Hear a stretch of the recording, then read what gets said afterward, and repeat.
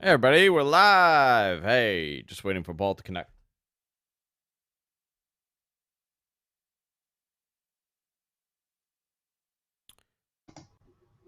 Hi, Paul.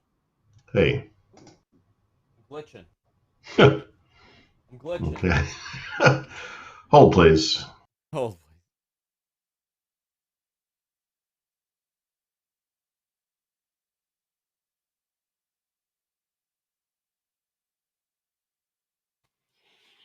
hi. How about now? Tap your mic for me. Yep, there you go. How are you? You know. What is the opposite of I want to run away for my entire family? But that's how I feel. You I want them to feel leave. You want them to leave. I want them to leave. Yeah. Yeah. I want to stay, but I want you to leave. It's trying times, Andrew. You know. Tell me about it. Trying my patience.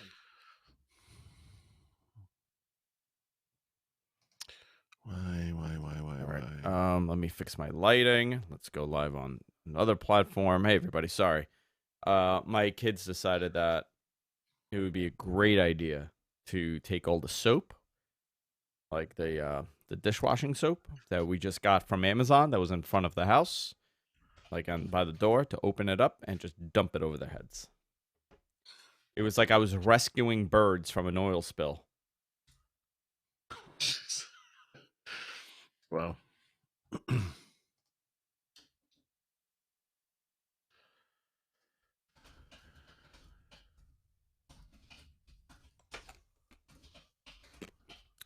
All right. Hi, chat room. Hey, Bob, Roland, Noel. I opened up some wine, so I had no choice.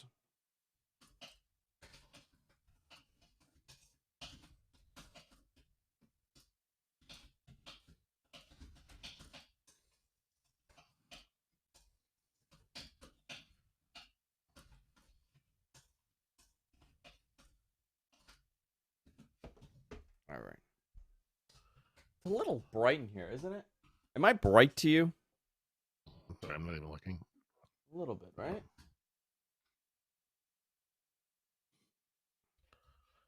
I need to find a cup to mix cola and vodka. Roland's drinking also. Paul, I know you wish you could be drinking right now. What am I doing? I know you wish you could be drinking, but you have work to do. Yeah. All right.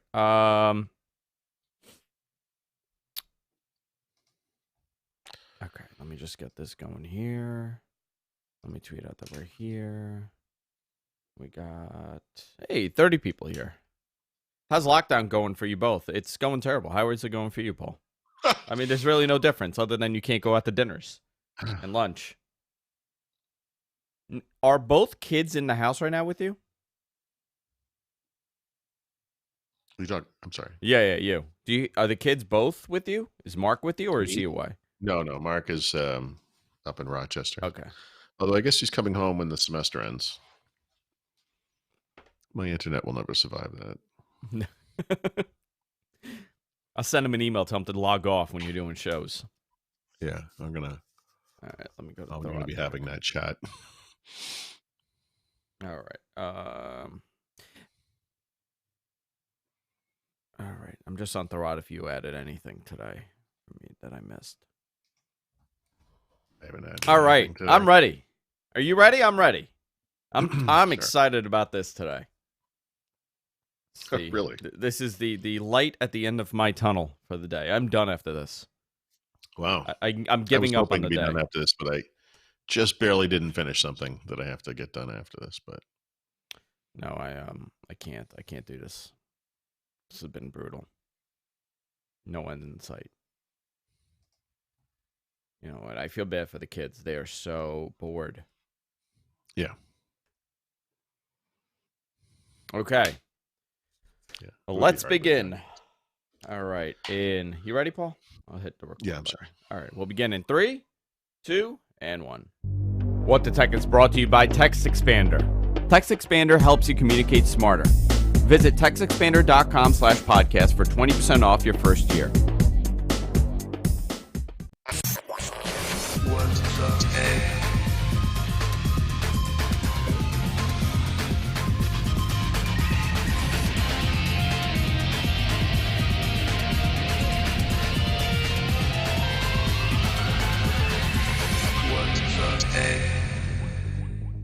Everybody, welcome to What the Tech. I'm a very exhausted Andrew Zarian. Of course, I'm joined by Paul Thorod. How you doing, Paul?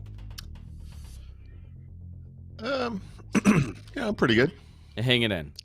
All things considered, yeah. It's what week are we in this quarantine? This is week 6 we're going into for us. Week 6, yeah. So it's about the same for us. So 6 weeks. I actually had an extra week because I got very sick.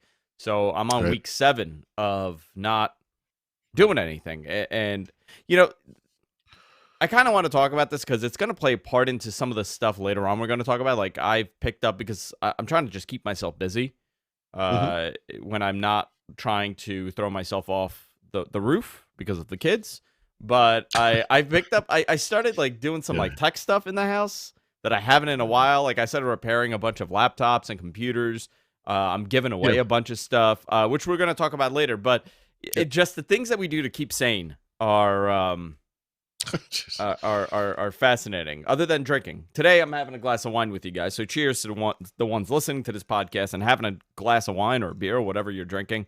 I've been really good on the day drinking. I didn't want to start early, so like Jess and I, we pretty much finish our day at 5 or 4 with the work that we're doing. So we'll have a glass of wine together. Today I've given up. Today, there's no hope. So today, we're going to drink. So cheers, Paul. This is how we're starting. I have not resorted to day drinking. At least I will give myself that much credit. But I don't have small kids. No. You would have resorted to a lot of things with the kids. I deal with the small kids that are on Twitter and comment section of my website. It's pretty close. A different kind of pressure, yeah. So we do have a lot to talk about today. There was an iPhone announcement last week, which we spoke about. John Prosser was right. Good on John. Kudos to him once again. Hit the nail on the head on that.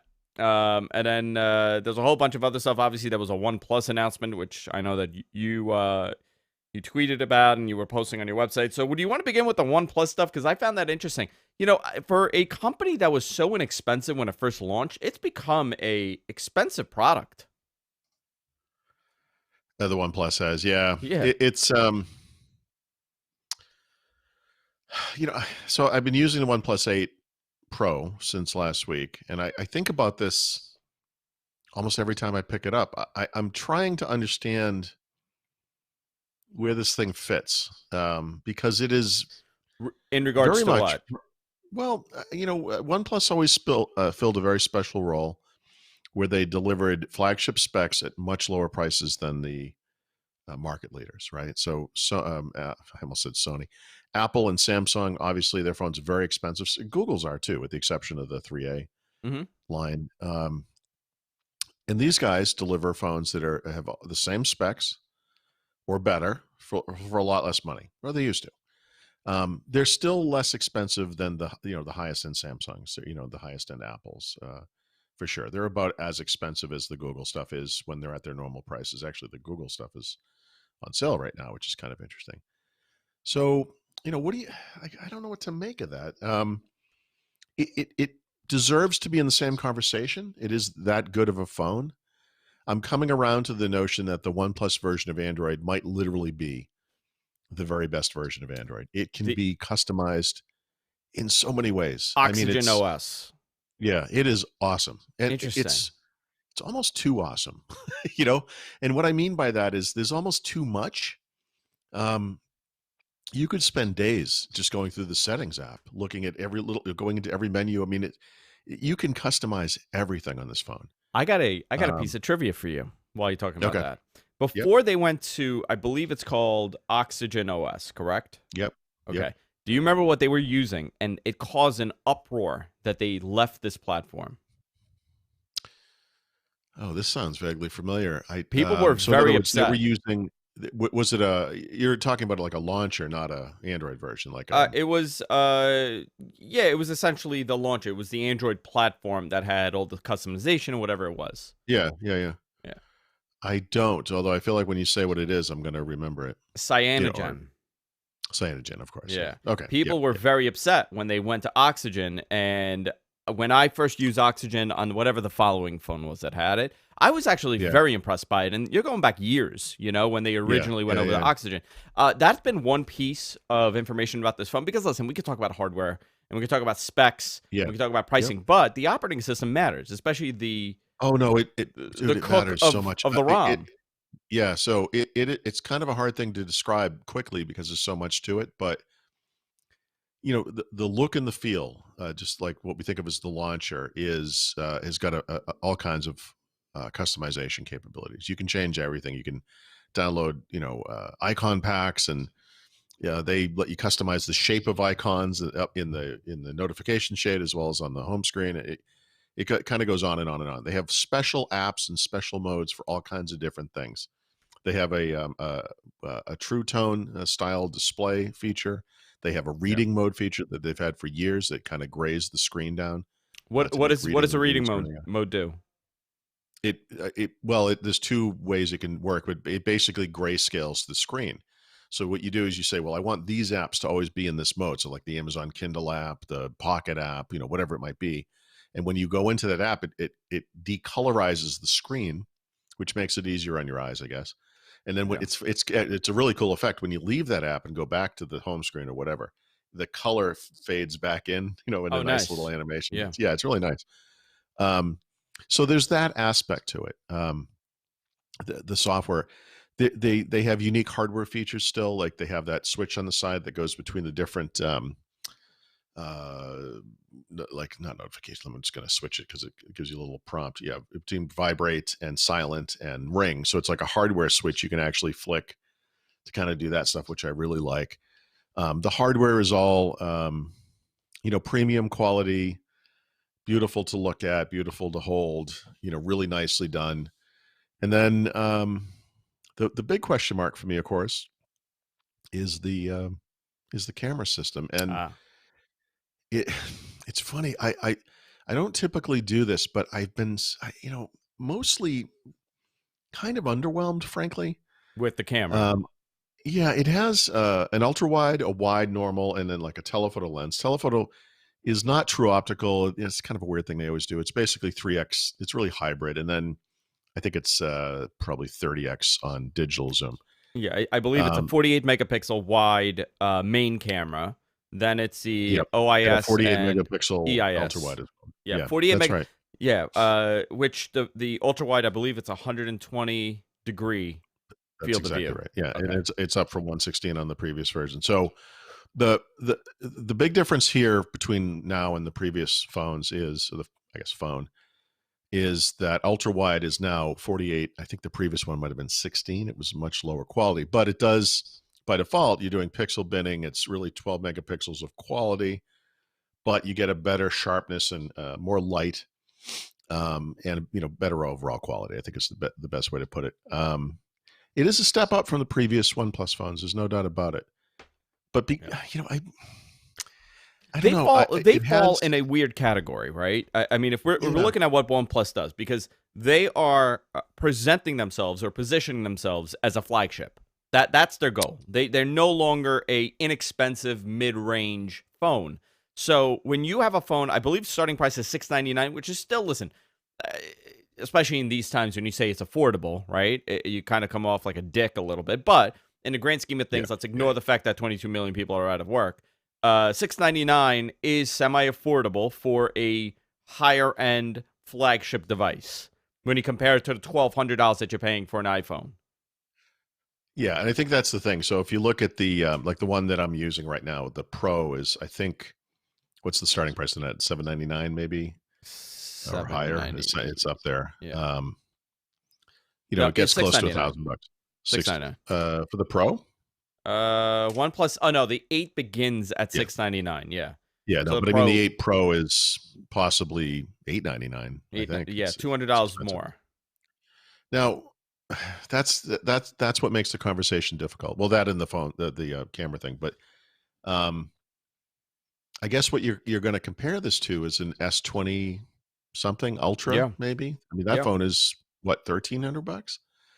I mean, you should never pay that much, but like you said, the iPhone Max, whatever the 11 Pro Max is, what, 1200 something like that, 1150. I don't remember, Twelve somewhere up ninety there. nine, 12.99, 1299. 11.90, Okay, something, whatever it is, 11.90, yeah, 12. I mean, it's at up that there. point, The point, yeah, you're paying the point you're is paying a tremendous amount. yeah. So you would still save money by buying this phone compared to those phones. I guess the question is, does anyone need those phones? I mean, and if you are going to spend 900, 1,000, whatever, is OnePlus a brand that you know and trust? I happen to love the brand. I like the vibe of the company. I like their kind of community feedback driven thing. The hardware, software has always been excellent. Still is. It's Yeah. fantastic. Like I said, the OS might literally be the best. The camera system is it's it's good, But this is the thing. So I've started looking at reviews because, and again, I don't normally do this, but I want to know what other people are saying about the camera system. And I've looked at some video comparisons between this phone and its predecessor. This phone is universally better. That doesn't surprise me. Um, and some people seem to think it's fantastic. Hmm. I don't think it's fantastic. It's When you not. when you're doing a comparison, right? Like in your Yeah. head, or when you're comparing Yep. it just for your view, right? Not doing like an analytical study of image next to each other. Yeah. Yeah. Yeah. Yeah. Right. Where Right. do I'm you not analyzing pixels and Yeah. yeah. Where do you put this? Like if you were to put it, if the iPhone is Yep. not the best camera, right? We know that the No, no, but Huawei, you know what? The iPhone is near the top now, and that wasn't true for a long, long time. And they made a big leap with the latest generation. So I would say the iPhone is near the top. Everyone has things that they like or want to see in a camera system. So I would say overall, for me, with the exception of the fact that it doesn't have ultra wide, the picture quality, and this is true across like night mode, zoom, which is crazy because they don't really have much of the way of optical zoom, just standard shots. Um, the Pixel 4 XL is the best, like to me, mainstream phone. Pixel 4 XL mainstream availability, that's the best That's phone the that you've top, used. Yeah. but there's an asterisk because they don't have an ultra wide camera, and I got to tell you, I really miss it when I don't have it. And so phones like all the modern Samsungs, all the modern iPhones, all the modern OnePluses have this ultra wide shooting mode, and I love it. Like I love it. There is no doubt. My wife and I did side by side shots. She's using now the S20 Ultra on Verizon, and I was using the OnePlus, and night mode, not night mode, but nighttime shots with nice color backdrops. The Samsung is way better, way better. Yeah. It's immediately noticeable. Um, and that's that dulls it a little for me. It's too bad because unfortunately for me, like camera is like job one. This thing does everything else perfectly, everything Yeah. else. So, And if you guys want a really detailed comparison, I don't know if you saw this one, Paul. yeah, no, I don't. Boardedwork.com on YouTube. It's BOORED at work.com. They have Okay. a very detailed comparison between the OnePlus 8 Pro, the Galaxy S20 Hmm. Ultra, the Huawei Okay. P40, and the iPhone 11 Pro Max. He does a comparison with the front-facing and the Yeah. rear-facing cameras. I'm going to Okay. tell you, they're all really good. So But this fascinates me though, because again, like I have looked at these things and I see other people with the same handset and they take pictures and they compare them to other cameras and it's like these look really good. And what I'm saying is I don't see this. Like yeah. one of the issues I have with the iPhone camera, the 11 Pro Max, is that they don't really do much with HDR. So the shots tend to be kind of dull Mhm. and they're probably maybe more realistic to real life or whatever. But I like a little color pop, just a little. I think that not Samsung, sorry, Google does the best job of that photography, FAUX, where Yeah. you're getting a little pop, but it doesn't make it look surreal. Yeah. Like It when does you a watch a little movie, like aperture, it does the it's bokeh just a little effect, it color does pop. color. It's if you went into Photoshop and you adjusted the color and you had a grid and the original was in the middle, and if you went to the right, it would just be a little color pop. That's where Google is. right? Interesting. If you move one more from that, that's where Samsung is. And if you move all the way to the end, that's where Huawei is. And the interesting thing about the Huawei bit is I actually personally happen to like that effect. And where did we go last summer? When we were in Amsterdam or the Netherlands last summer, and when we were in Sweden the summer before, even though I wasn't using a Huawei as my primary phone day to day, when I was on those trips, I did use the Huawei because I wanted to take the photos of the trip with that camera, and they're beautiful. And I had many trips last year where I did this. We went to DC a couple of times. I don't remember all the trips I went on. We don't go on trips anymore. It doesn't matter. But like, it's interesting to me about me that when it matters, I actually do use the Huawei. Now, the problem with the Huawei phones and with the P40 that you just mentioned in particular is now they don't even come with Google apps, and it's like Yeah. What I are you have gonna no do? interest in. Yeah. I can't deal with that. That's So, too bad. But it really also comes down those to phones personal are interesting. preference, like you said, Mhm. right? The personal preference of the image. There's, like, if you are a photography expert, you will see certain things that other people won't. It's the same with audio for me. It's the same with video for me. I've been doing this for so long. I know when something doesn't sound good. There are so many shows that Paul, you and I do, and I'm like, holy crap, the audio sucked, and then nobody else hears it other than me. That's because this is what I do for a Yeah, living, yeah, right? yeah, yeah. So I'm looking at a photo right now. This is a great example. The Huawei Mhm. P40 Pro versus the iPhone 11 Pro Max. I'm Okay, looking at this photo. Both photos are really good, but okay. I prefer the Mhm. darker look of the Huawei P40 with the exposure. The Yeah. Huawei and also the Galaxy, let me just tell you that the Galaxy S20 Ultra tends Mhm. to darken Yeah. images Well, while what the you're talking, iPhone yeah, brightens. thank it, Again, and to me, preference. dull, and that brightening dulls it out. It dulls it It out. is, Yes. yeah, it's a I'm oversimplifying it because I don't really know the terms and maybe they don't matter, but there's an HDR effect that adds contrast and it adds a color pop, um, that Huawei does more than anybody. I'd say Samsung's the next one down and then Google. And then there's the midline, and I think Apple is probably really in the middle, but I think of them as being below that. It's just it's too easy to just take a snapshot with an iPhone and get a blown out image. You have to really play with it. So, and you can do something with the darkness slider and all that stuff. You can play with it, but I'm just talking about, oh my God, look, something happened. Click. Um, it's a weird thing to say, but I mean, well, I already said it. I mean, Yeah. when I go on a trip, like I want the Huawei, like I because know. I know that one's going to work. It's not perfect. I mean, there are focus issues with some of these camera phones. The Huawei has focus issues for sure. They all have issues. So anyway, one thing I will say about this phone that I've not experienced, but I've seen this multiple times in video reviews of it is when you have like an optical image stabilization and electronic image stabilization on video, and you kind of combine them to get what we'll call like a hybrid image stabilization.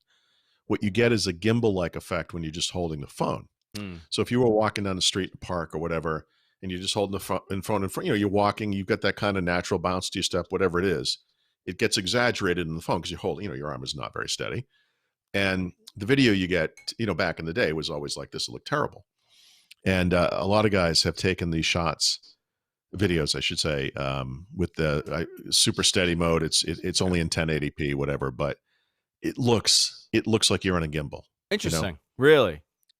Yeah, and you got to remember, like for people who are making like Hollywood movies, they didn't even have a gimbal until like what, the 1970s or something. Yeah. Like when did these things come into a play? Like it was Uh, Steadicam shots, mid to late 70s. something like that, right? Yeah. So, I mean, we in our little our little smartphones have this ability to walk around like I would, like Bigfoot walking around, and the shot is just tracked. Do you remember So when they shot, I think it was an episode of House, Dr. House. They shot it on okay. an iPhone. They shot it Oh, on no, they no, shot but it on something. And yeah, it was a big deal that they were able to do this. And they were wondering, I think it might have been like an iPhone 4. They shot okay, some scenes on. And it looked remarkable, right? They were able to get yeah, this sure, really well. And they were yep, showing the gimbal, essentially, that yes, steady, whatever it is now, yep, the steady ones. And they were using at the time, going back 10 years ago, right? and people are blown away that, oh my god, when it Yeah. with this When you device you actually can make this gimbal the thing. thing, yeah, it It looks works, right? really good. You don't even need to with these. You don't That's what even I'm need a saying. So, I gimbal. mean, even right, even within, so I've been at therot.com for 5 years. If you go back in time 2 or 3 years ago, Brad would walk around on these trips that we were on, and he used an iPhone in a hand gimbal. So it's it looks like a little unipod, or is that the right word? Like a unipod, A unipod. a tripod, but with one arm.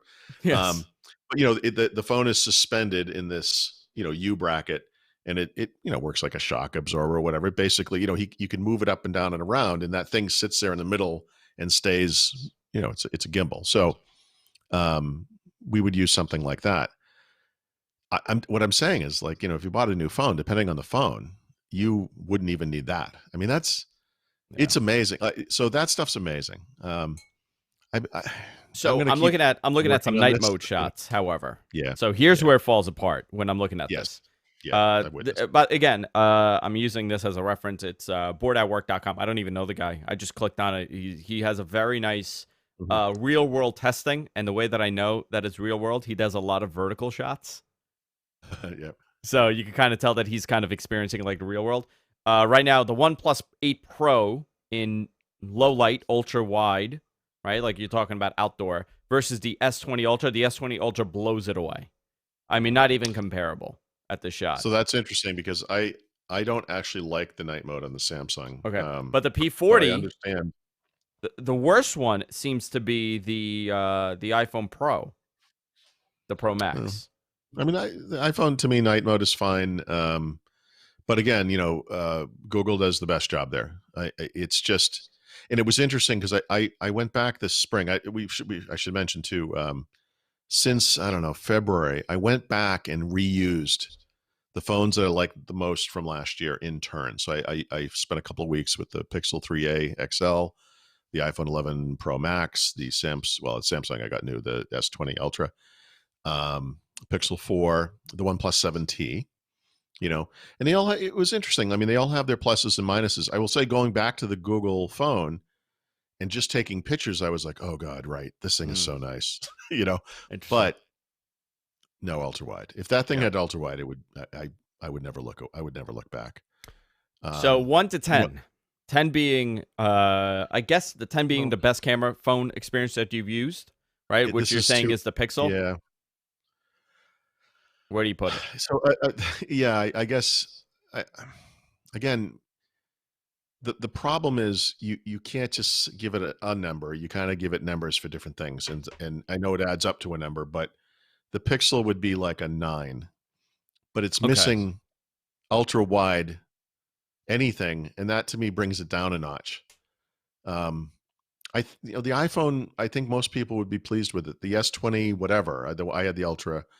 I think most people would be fine with it. I understand what Samsung's trying to do with night mode. It's not what I want, but I think it is what most people want. And what Hmm. most people would want is, it's a birthday party, you're in a bar or a restaurant, you want to take a picture of whatever it is, a group of people, a thing.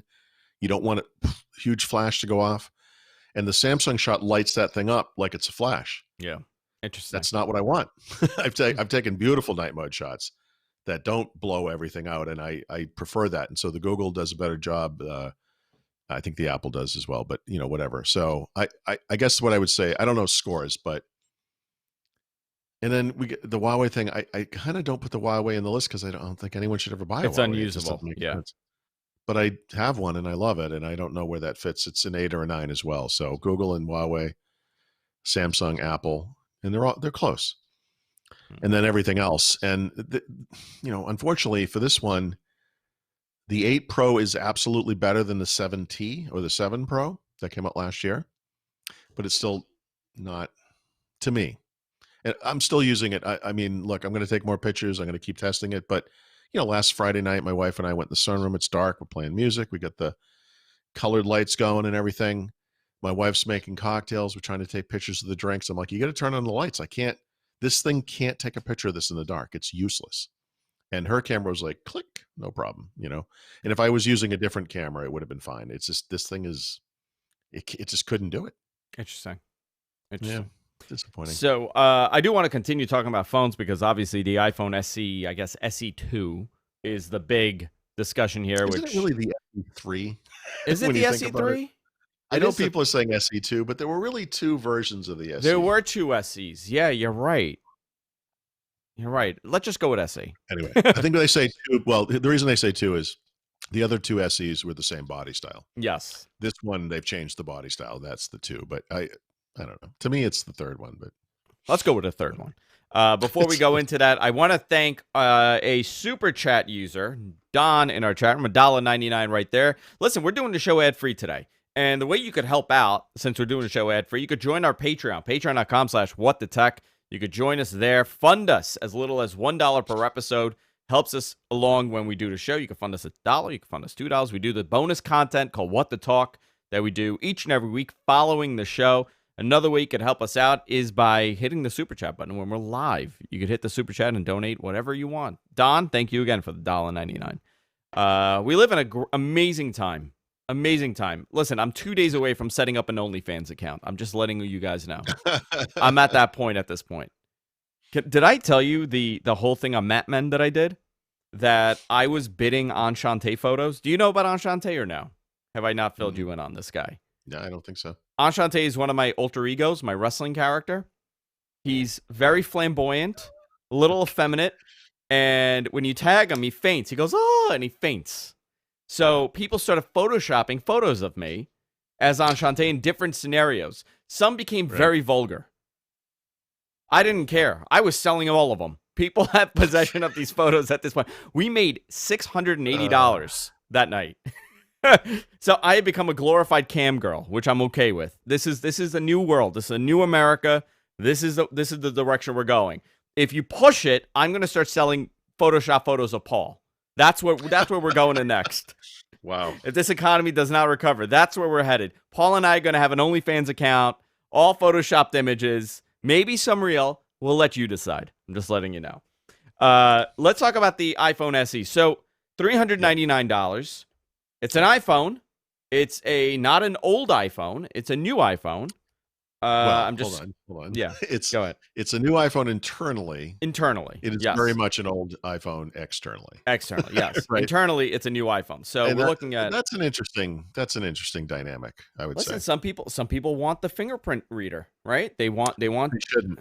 You know what? They shouldn't. If you've ever used Face ID, you would understand that it is the very best way to sign into a phone. It takes you 3 days to adjust totally. So we're looking at. No, but once you have it and you go back and you use a fingerprint reader, which is terrible, or you use a system on an Android phone, they're all terrible. It's like it's just honestly, Face ID is amazing. It's the one thing they get. Absolutely. So you're getting $399. It's a 4.7-inch display, so it's much smaller when you compare it to the current line. It's a 1334 by 750, I think. Resolution, which is 326 PPI.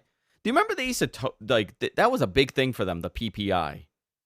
Right, and then they no longer had the highest, and now they don't talk about it. So they don't talk about it. True tone display, yada yada yada, the brightness, all that stuff. But it has an A13 chip, which is a new chip. Right. It's not something 3 gens behind. You have 12 megapixel wide camera, digital zoom up to 5x. Just standard iPhone specs for 4K video in 24 frames, 30 frames, or 60 frames, 1080p HD, 720 recording. It's a pretty high-end pretty device. Good for what it is. Yeah. And the fact that Apple makes it, I think, is what makes it kind of amazing. So, let's say $449 for a version with 128 gigs of storage. Do you need 128 gigs? That's a good question, too. What's that? Do you need 128 gigs? I do, yeah. You do? Yeah. So, I mean, even let's say 64, right? Because, okay. Actually, no, I have $400. Yeah, no, look, my son right now, for example, is using an iPhone 8, right? So it's the same body, same phone. Yeah. I mean, older insides, right? He has asked my wife about an upgrade, and my wife basically said, "You're 20." Well, now he's 22, but you're 21 years old. Your next upgrade is on you. But if he came to me, is he a college student, right? So he doesn't have a lot of money. And if he came and said, look, my phone just died. I don't know what's going on. I'd be like, look, let's just get him the iPhone. Get him the iPhone SE. He can have that. It's fine. I'd go up to 128 gigs. Like I would do that for him. Yeah. But I guess what I would say to people who are considering this, by the way, I think they're going to sell millions of these things. I know it's an economic downturn because of the coronavirus and yada, yada, yada. But in the context of what's happening in the world, I think this phone is going to go gangbusters. There's just like the iPad took off again after they lowered the price. I think this is really going to help the iPhone. It took off tremendously. Yeah. That said, I would ask people who are considering this to really think about a couple of things. The entry price for an iPhone XR or whatever, or what are they calling it? 11, I guess. Yeah. The iPhone 11, which is more of it's not a full edge-to-edge screen. It's an LCD screen, which compared to the high-end phones is kind of, not as good, but compared to the thing we're talking about is fine. It is an LCD, it's just fine. It has a notch, so it's more, the screen is much bigger. It has the same modern internals. It has a better camera system. It is the type of thing that you could argue would be something you might use longer than this little phone. Unless you absolutely love the little phone, but I mean, it's a much more modern design on the 11. So what's the starting price of an iPhone 11 these days? Is it $699? $699. Yep. So $699 is $200 more than the SE. I would just those are the right $300 more. Yeah, $399. $399. Okay, so SE is $399. The XR, the 10R, yeah. I guess let's call it a 10R. It's $599. Yeah, but that's a year old. That's a year and a half old or whatever. The 11 is $699. The 11 Pro is $999. Yeah, but those are the two things I think you need to compare. I know it's more money, but I think the SE is like a lot of things. It kind of gets you in the showroom. Not that you can go to any showrooms today, but it gets you looking. But I think for most people, unless it is like you said for a child or something, my God, who cares? But if it's you and you're an adult and you actually are on your phone every day, you might want to consider a bigger screen, a more modern design, a better camera, and just think about it. And by the way, that I guess the iPhone 11 must come with 64 gig to start, which is ridiculous, but whatever. Listen, I think this is the best value for a phone on the market. I mean, this is probably, you want to say like the best phone to buy.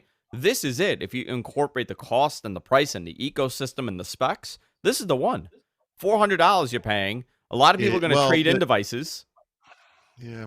Think of that. It's just it is, but it's like that asterisk thing. I mean, when did this design debut? 2014 or something, or 2016? Like, when did the iPhone 6 come out? Like, that phone is that old, like the design of it, you don't get Touch ID, or you do get Touch ID, not Face ID, like I said.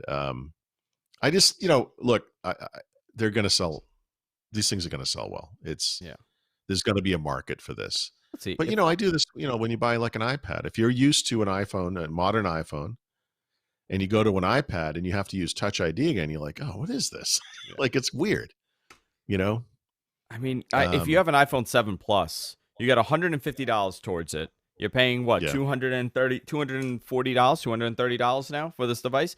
You know what, brand new phone. You're getting a much smaller phone, right? Because that's a plus. That's a plus, yeah. That's the other thing. I kind of wish, this would be a little easier to swallow in some ways if they had a plus size version of it. And I know that it's weird. There are people pushing or calling for Apple to make even smaller phones. Like, they should go back to the iPhone 5S design, I guess. Guys, come on. Like, it's, you look at those phones, they look like it's like you're looking at a little postage stamp. It's like an iPad, iPod Nano or something. Like, I think we've moved on from that, even for a child. You've seen your kids on iPads and computer screens and stuff. That your kid doesn't want a phone that's like this big. No, they want a phone. It's interesting. I mean, the release of this device at the time that it came out, I think for Apple's sake, it was actually perfect timing, considering, a lot of people are going to be thinking about disposable income and things. Yeah. Here's what I see with this. This is Yep. opening up a whole world for Apple that they normally would not have entered, right? I think Right. this is really tapping into the Samsung market where, Yeah. again, nobody's buying. When we talk about the $399 for the phone, nobody's Hmm. buying that phone at $399. Nobody's going in and I mean, when I say nobody, again, very little people do this. Most people say, how much is it a month? The iPhone is Yeah. like Oh, yeah. 48. I pay True. like $48 a month for my iPhone on my plan. That's another line. I This know. phone, I believe, if you trade in a phone, it's like $8 a month extra. I know, it's If you don't incredible. trade it in, I think it's like $16 a month. Right. Right.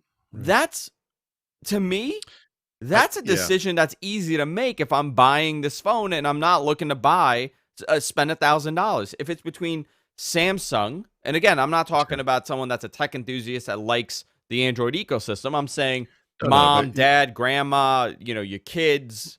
This is the way to go. yeah.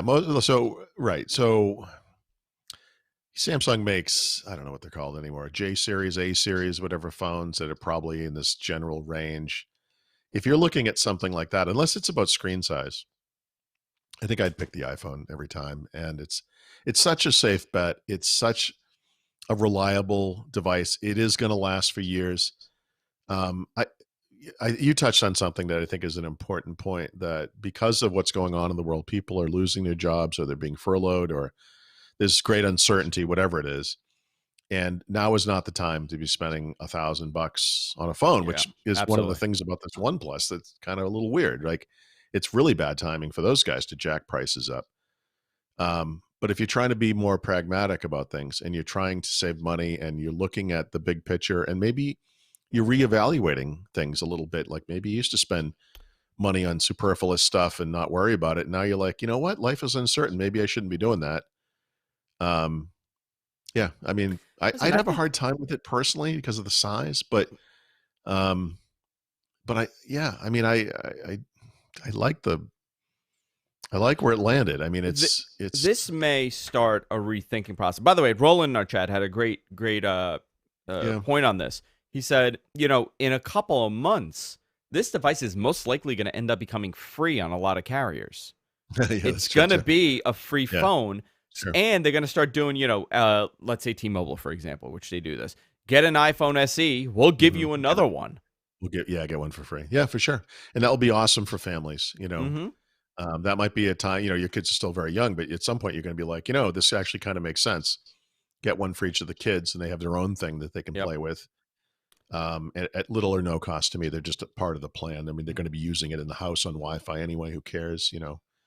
Um, yeah, this is, look, they couldn't have planned it unless we find out Apple caused the coronavirus, which, let's face it, I think we can all agree is a possibility. Um, they couldn't have planned it. So it worked out, nicely. Google is going to have a new low end phone, which looks mostly kind of crappy. But Google also is rumored to be maybe not making true flagships for their main line of phones. So when the Pixel Which is 5 comes interesting. out, yeah, and I think I always, when I heard that, I thought that's smart, because they really can't compete with the $1,000 Samsungs and iPhones. They should be making cheaper devices. And so, we'll see what happens there. But um, I mean, this is the sweet spot of the market. I mean, for all the talk about like Samsung S20, blah, blah, blah, whatever, if you look at their portfolio, if you could look at it, what you would find is the vast majority of phones that they sell are the mid-level, low-end phones, because Yeah. they sell those in such volume. That's why they're the number one smartphone maker in the world. And now Apple is going to get a piece of that pie. I mean, who knows how this could turn out? I mean, Apple might find itself vaulting to the top again. So Alex in our chat room says he has an iPhone 6S. Do you think he should Yeah, upgrade? yeah, yeah. I think that's a If he very likes that natural. form factor, Yeah.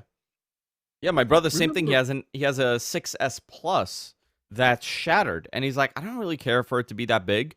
I'm like, dude, okay. this is a great See, I thing. would the size is the one thing I'd have trouble with, but I get it. Like, But and you're a I, large man, Paul. You got baseball mitts as hands.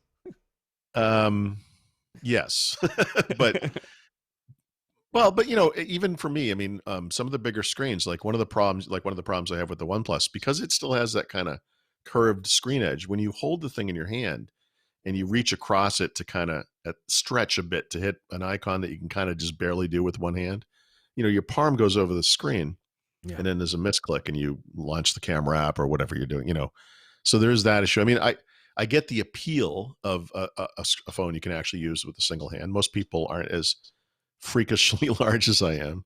I mean, I'm also middle-aged. I have bad eyesight. I mean, for me to use like a phone with a screen that small, I'd have to like wear You're always youthful to me, cheater Paul. glasses. What's that? You're always going to be youthful to me. Yeah, right. Well, I get bad news for you, Andrew. That's not really the way it works. But dude, I was 25 when we started doing the show. I'm 36. I'm going to be 36. Yeah, I think I was also 25, and now I'm 53. Yeah. I was a baby. Now I'm old. I'm feeling every bit of it.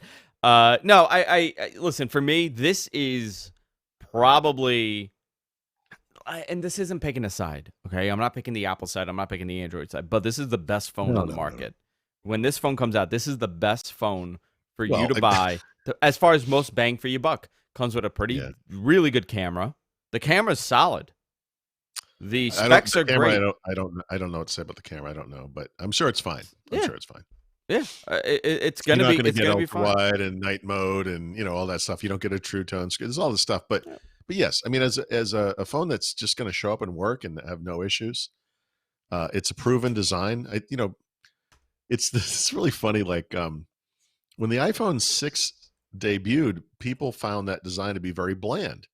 Remember, they had gone from the iconic iPhone 4 style thing with that Leica style, stereo band that caused attenuation, and everyone thought that thing was so bland. I always thought it was kind of fine. Like it was fine, Well, apparently they're going back to the square body again. Yes, right, which I think is smart. Yeah, I look at the iPads. Really nice. Yeah. So I kind of want to continue this. By the way, Green Lives Matter. Thank you very much. $5 right there. Green Lives Matter in our chat room. $5. Like Martians. Like Martians, yeah. Green men, little green men. Well, I got a question for you. What is the moon made out of? Cheese. There you go. Thank you. I said that to someone. They had never heard it before.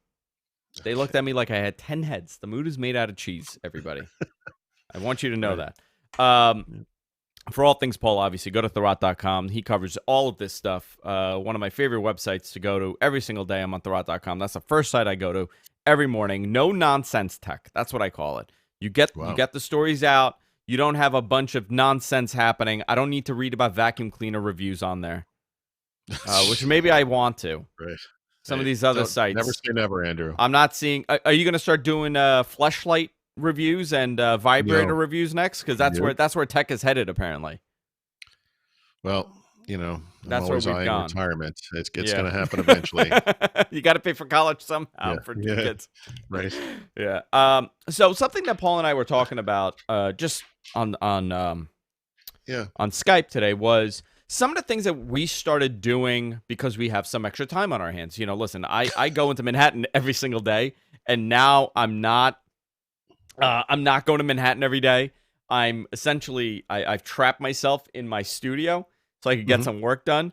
So for me, this is a very different way of working. For Paul, it's a little bit more semi-normal, but obviously everybody is kind of trapped in their homes. So I started coming up with projects to do, and I'm gonna explain to you guys, and I'll go into detail how I came to come into possession of like 5 Surface 3 and 4 devices. Sure. Okay. I have a whole bunch of these. None of them work. They worked at one point. They all have the same problem, which is bizarre to me. Every single one of these devices have the same problem, and that's that Windows is essentially corrupted through some update or something, and it was just it would not function. I couldn't launch the start menu. I couldn't launch Explore. Everything was failing. So I had to, I tried to fix it, like a normal human being, and it didn't work because I didn't want to lose what was on it. And I said, you know what, hell with it. So I just created a recovery disk and I started cleaning these things out. So I spent, 3 days doing this. It's a lot of devices. I started doing it at the same time, and I ran into a problem with a charger. I'm down to one charger. So right now I have all this. So I'm giving it out to I'm giving one to my kids because I'm tired of them using my HP. which is Right. a newer Yep. laptop. But I'm also giving one to my father-in-law and stuff like that. But Mhm. this was a project for me. It was to clean up a lot of the technology that I have and start auditing some of the hardware that I've accumulated, much like you. Listen, you're kind of in the same boat, right? Because you review these things and they sit I there, or you buy Yeah. them and it sits Right. there. Yep. You've made a habit of giving these to people that need them, Yep. Yep. which is amazing. I just started doing that by just getting rid of tech because we kind of become hoarders when it comes to this stuff. You know, Yeah.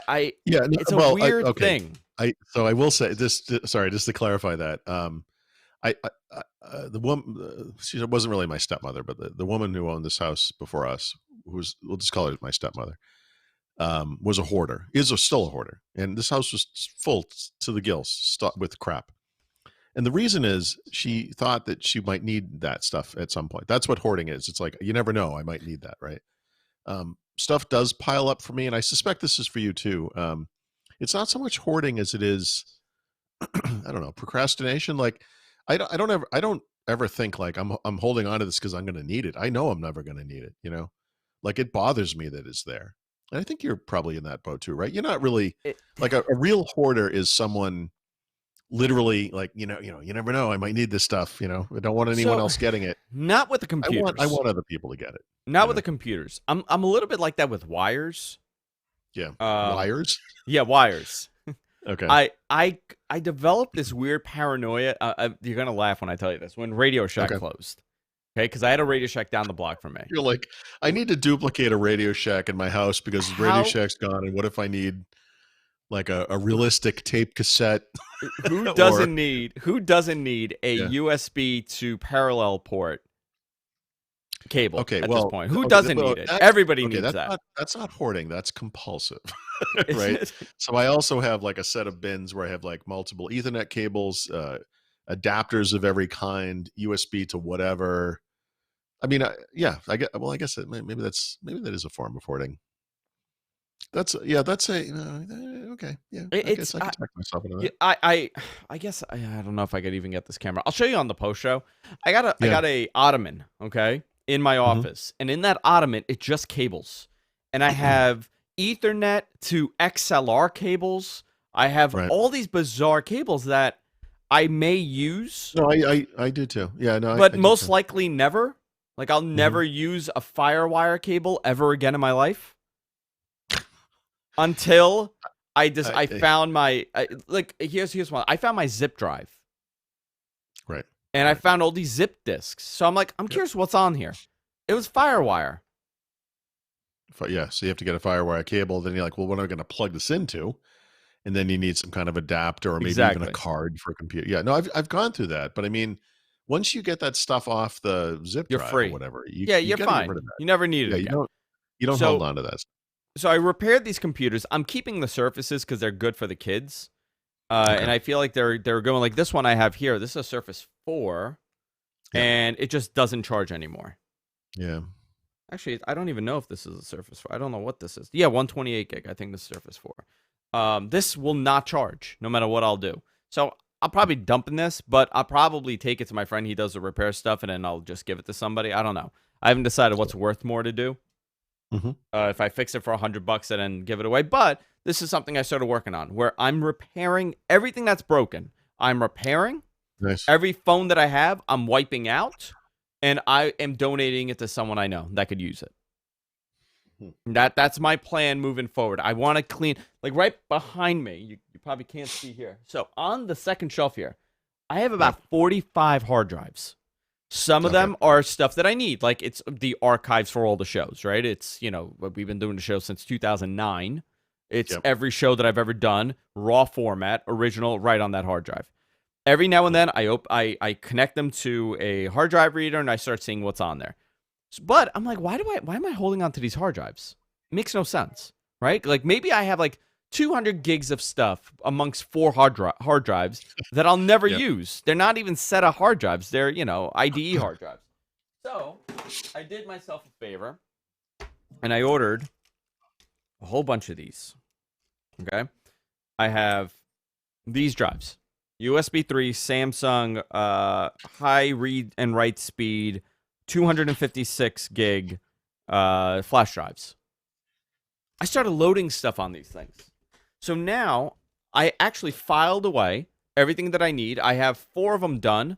I'm ordering more. They were like $20, whatever they were.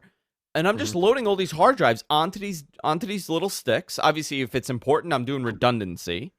Or some I'm keeping on an SSD because I know that that's not really going to go bad compared to a mechanical part. But I started clearing all that out next. That's been my project, as of last week. I started clearing out all these hard drives, and I'm drilling a hole in them and just dumping them in the trash. Should I continue doing this, or should I? Yes. I should be your life's work. It should be my... No, I mean it. Like, this is so healthy and good to do. I really feel better. Like, I'm like, holy crap. Yeah. Like, I got to show you this on the post show. I'll do a little tour. I mean, how many of those do you have in your house? How many hard drives do you have sitting there? Well, I don't have hard drives anymore, but I did go through that. And I still have what I do still have. I'll show you the bins I have and how I organize things, because I do something very similar. But at one point, I don't know, maybe it was tied to when we were moving here. I don't remember the exact detail. Actually, who knows? Down in the cellar, I could have a box of hard drives. Oh yeah, because you moved. I forgot. So that, but I have you got rid of a lot of clutter from that.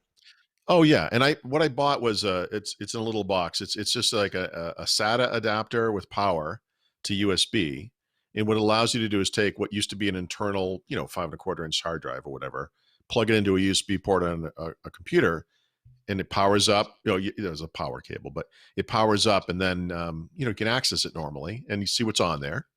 And if it's nothing that you want, you don't worry about it. If it is, you copy it. And then you can wipe out the drive, and then that drive's just blank, and you can dispose of it. I think we haven't done this since we moved, but back in Dedham, we used to our dump would take electronic part, all kinds of electronics, screens, computers, whatever, and they would take hard drives and they would destroy them for you. So I know we did do that, but yeah, I did something very similar to you.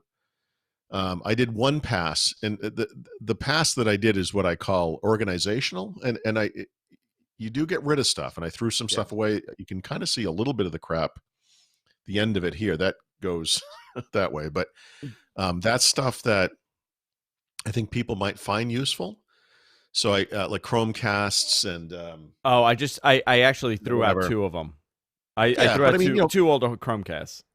I mean, you could sell some of the stuff or give it away, whatever. I don't care. But over in my bin area, like right now, what it is organized. So I use baggies to organize different types of cables. Like I have a bin of things for like phones. So there's like lightning adapters for power, lightning adapters for audio, USB-C adapters for audio, USB-C adapters for power, all the things, each in its own bag, labeled and everything. But, looking at it now, and I was thinking about this over the weekend too, it's like, man, I got like 3 or 4 Xbox controllers. I've got 3 or 4 Bluetooth keyboards. I've got 20, 18 Ethernet cables, maybe. I could cut a lot deeper, Yeah, I have so how many laptops do you have right now? So below here on the floor is a stack of laptops that I'm sending back to companies that lent them to me for a review. So there are 5 or 6 of those, and that will happen eventually. I mean, obviously no one's really going anywhere these days, but they're getting ready. I've wiped them out. They're ready to go. What you can't see in front of me next to those bins is it's kind of a, I don't know what to call it. It's an organizational shelf, and there's probably, I hate to even admit this, there are possibly 20 laptops in this office right now. Yeah, I'm not surprised. Yeah, and more in the cellar, and including a lot in the cellar that are really old, like Windows 7, maybe Windows 8 devices of all kinds. And we gave away 9 or 12, I don't remember the number, laptops when my kids went to Jamaica. And what we found was that at least on 3, maybe 4 of them, the batteries had died. And totally, they weren't super old. I mean, 4 years old, maybe. So I'm thinking like a lot of the crap I have in the basement, it might be unsalvageable, or you could, you could fix it, but like, why would you, that kind of thing. So I got to figure that out eventually, but I did a pass in the basement. There's two sides of the basement where I had boxes of stuff, and the side that's just empty boxes. So it's like the box for this monitor, the box for my NUC, the box for my phone, the box for my Xbox.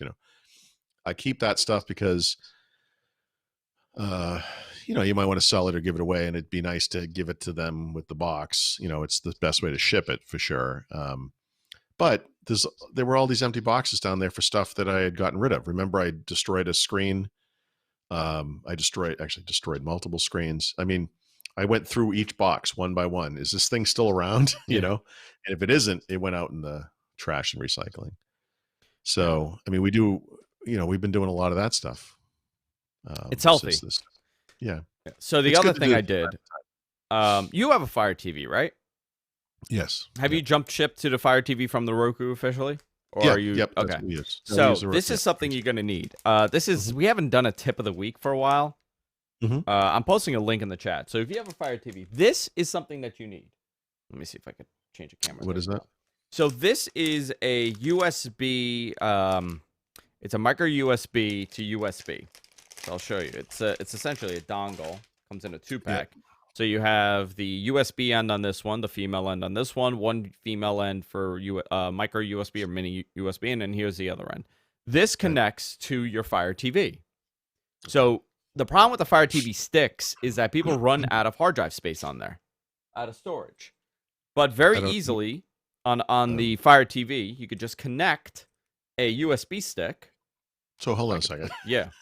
What do you need storage for in a Fire TV? For apps.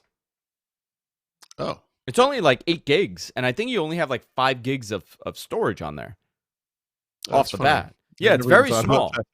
I use the micro USB, whatever the USB connection is, I have Ethernet connected to it. Okay.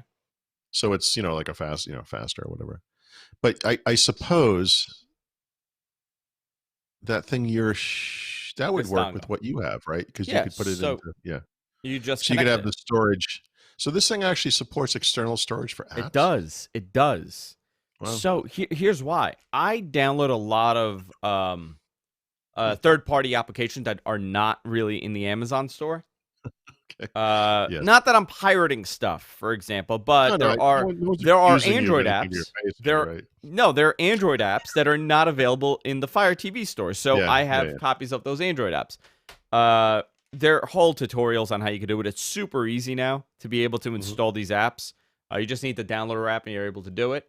But I also have a ton of other apps. Like the reason why I did this is because I got the DC universe because they have all the the DC stuff on there. And when I went to install it, they said, I'm running out of hard drive space. I'm like, how is that possible? I just got this thing. It's terribly small, the hard drive. So this dongle, which I believe there's more than this one, right? I just posted it in the link. We'll have it in the show notes.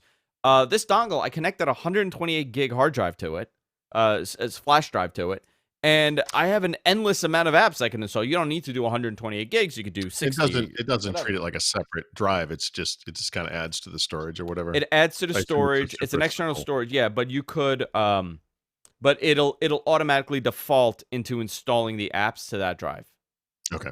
To that hard drive. You could choose. I mean, obviously, it says you want to install to your local hard drive or external hard drive. If it just had like a micro SD slot or something. You know what? I believe the Cube might have it, and the original one might have it. The original Fire TV. Okay. That's really the way to do it. I'm assuming they're going to add a micro SD eventually. Honestly, the fact that you can do what you're doing at all is good. So that's fine. I mean. Yeah, they're probably gonna do it. I'm curious when, but this has been a big project. I'm like, oh, you know what, this is pretty cool. So I'm exploring different apps. I have so much more time now. I can, which is the best part of this. So I got 2 of these. I ordered one by mistake, one extra one. So I hooked up because it's a 2-pack. I put one in my office. I put one in my living room, and then the other one I'll install this one in my bedroom. Just to have another connection there, but. I'm like, my God, this little stick is so powerful, the Fire TV. Yeah. Really, they've done a great job with this. And this is my go-to platform. I like it way better than the Apple TV at this point. I'm not a big fan of Apple TV. They really haven't done much to evolve it. The controller, God forbid, you touch that thing if you're watching something. I hate that thing. It Yeah, ends no, up that's you end up in a different universe, honestly. they could solve this problem so easily. But yeah, I the interface on the Fire TV is good. I kind of stick to the top left. I mean, we probably use 4 to 6 apps at most of the time, and that's the whole experience. It's whatever they are: Yeah. Hulu, Netflix, Amazon, well, actually, we don't have HBO now. We have Showtime temporarily.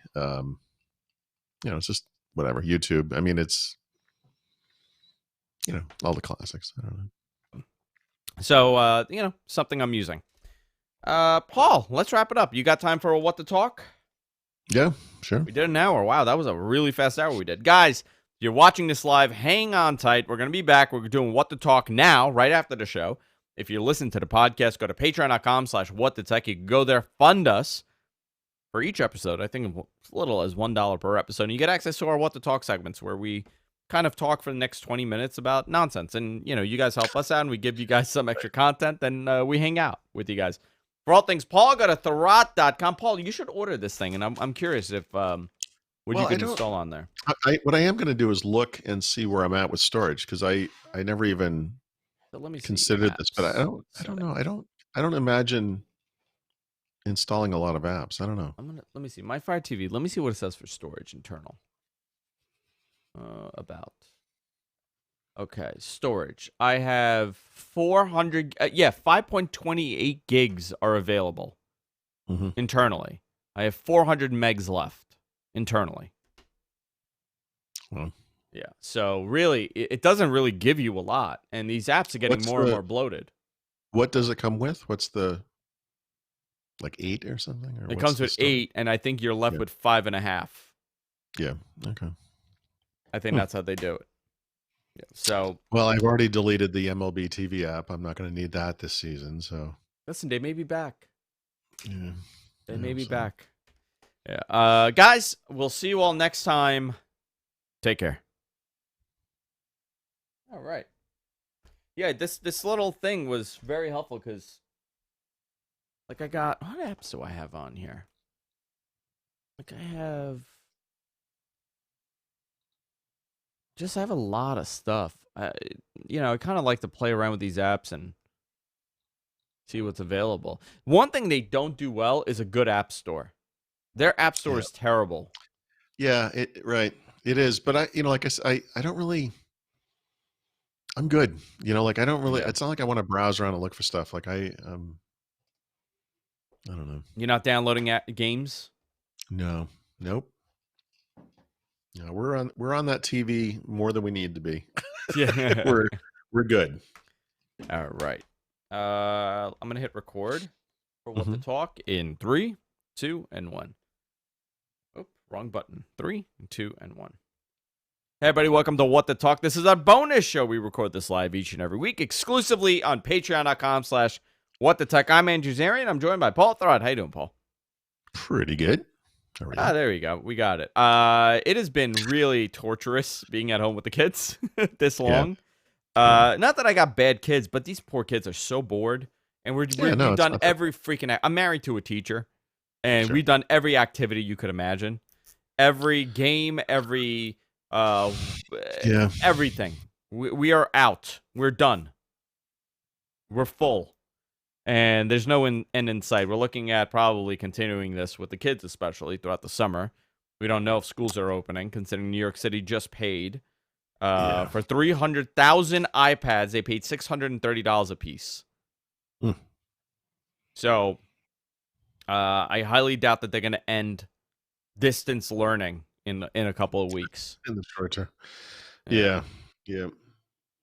Which that's a lot of money to spend. Yep. A lot of money. We got a couple questions in the chat. Obviously, we'll touch on a couple subjects, but Frosty in Winnipeg wants to know, what do you think of 20H1? When you say it that way, it sounds like H1N1. H1N1. What do you think of 20H1N1?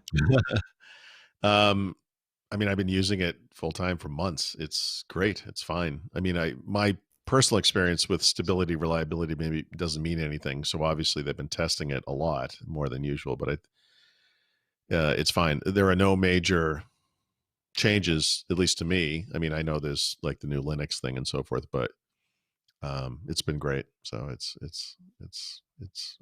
I don't have anything negative to say about it. Yeah. Yeah. So I just want to, before I forgot that.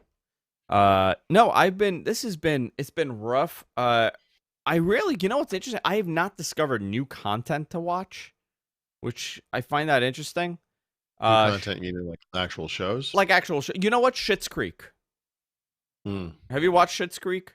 No, I think about that. I like that guy. What's the main guy's name? Do you remember the actor? With the eyebrows. Levy. Gordon Levy. G. Gordon Levy. No, wrong guy. G. Gordon Levy. No, that's not his name. It's Gene Levy. Gene Levy, yeah. It's him and his son in the show. Him a lot. Yeah. Yeah, he's great. I think the show's Eugene Levy. Eugene. There you go. Yeah, Eugene Levy. Eugene is Eugene. Anyway. Yeah. Very good watched, show. The last seasons of The Affair, which is okay. Homeland, which is pretty good. The latest, I think last maybe season of Bosch on Amazon just came out, I should say. So I don't know. We're good for a little while. No, I just watch weird stuff on YouTube, as you know. Go down freaking bizarre rabbit holes on YouTube. My rabbit holes are all basketball related these days. Did you watch a Michael Jordan thing? No, I will. Okay, I got it. People have been asking me. I haven't watched it yet, but I'm definitely going to watch it. 90s basketball is phenomenal. I've been I feel like I've been watching less content. I'm kind of like I'm not watching the news anymore. I'm done with it. There's nothing going on. Just doom and gloom everywhere. So for me, I've been more just like more niche stuff, like with technology and stuff like that. Like I feel like I've kind of fallen back into the way that I was doing things when I work from home. Yeah. Which is interesting. The way that I'm consuming content is way more sporadic. Yeah, sporadic would be the word, because I can't sit there and watch a 4-hour, I can't sit there for like 2.5 hours and watch something and then try to watch something again. For me, it has to be stop and go. My attention span is falling apart. I cannot watch movies anymore. I can't watch movies at all. It's done. It's over. Movies are done. You got to work at this. That's not helpful. I know. I can't do it anymore. It's just too much. I become really big on documentaries, obviously, because it's easy to watch. Did you watch the McDonald's one? No, but I'm going to. That's in my queue. Watch it. Very interesting. You're talking about the game one, about the game thing? Yeah. So watch it, but the best part is the end, the revelation at the end of who possibly could have ratted everybody out. Oh, really? Yeah. Because the big question is, okay, so the scam was going on for many, many years. Right. And it was the same people involved in the scam. Nobody said a word until all of a sudden there was an anonymous tip to the FBI. I'm not ruining the story. I mean, that's the premise of the story. Yeah, no, they got a call, an anonymous. It's a historical fact. Yeah. They got an anonymous tip to the FBI, to the Jacksonville office, saying, this is the scam. I've been a part of this. I know this person, this person, this person. They're all doing it. Wow. And at the end, you kind of find out who it could possibly be. Can I guess? Was it Mayor McCheese? It was Ronald McDonald, the fucking Hamburglar. It was Mayor McCheese. They were all involved. Mayor McCheese, the Hamburglar, Ronald. Who else did they have? Grimace. That piece of crap. He was the shake. The purple shake. The purple shake. Terrifying. God. No, but it's a very good documentary. I watched that one. I watched the Hernandez one. Oh yeah, yep. Really, really well done. And I just watched another one. I forgot what it was. It's about a dead kid. It was terrible. Can't remember what it was. Sad. It was on Netflix.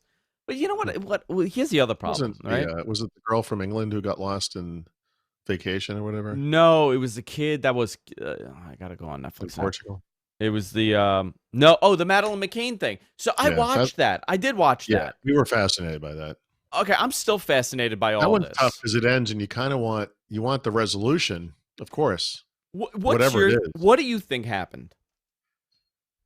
I because it's I'm been months. conflicted. I don't know how I feel about it. Um, I the don't. I don't think the parents had anything to do with it. I find that their behavior and the way they did things on the vacation made sense. They stuck around in that place trying to find their kid for so long, and they got a lot of crap for it too, which they I did. just find to be awful. I don't find, they Um, were saying how the mother was cold. I no, didn't find no, anything wrong with the way that the mother was acting and the father was acting. mm-mm. I didn't find anything bizarre with that. But the scenario that you have 6 or 7 kids in that room, right? It was a bunch of kids, Yeah, yeah, different ages. You're in that room. You yeah. go out to dinner. Somebody was stalking the place. It wasn't a regular break-in. If we're going No, with I mean, the and story. some adult was going back to the room every so often to check on the Yeah, kids. They weren't that far away. It didn't seem really irresponsible to me. I think it's obviously there are going to be cultural differences, United States to Europe and whatever, and maybe some people here think that's a little too permissive or risky or whatever. But I didn't really have any issue with the way they did things.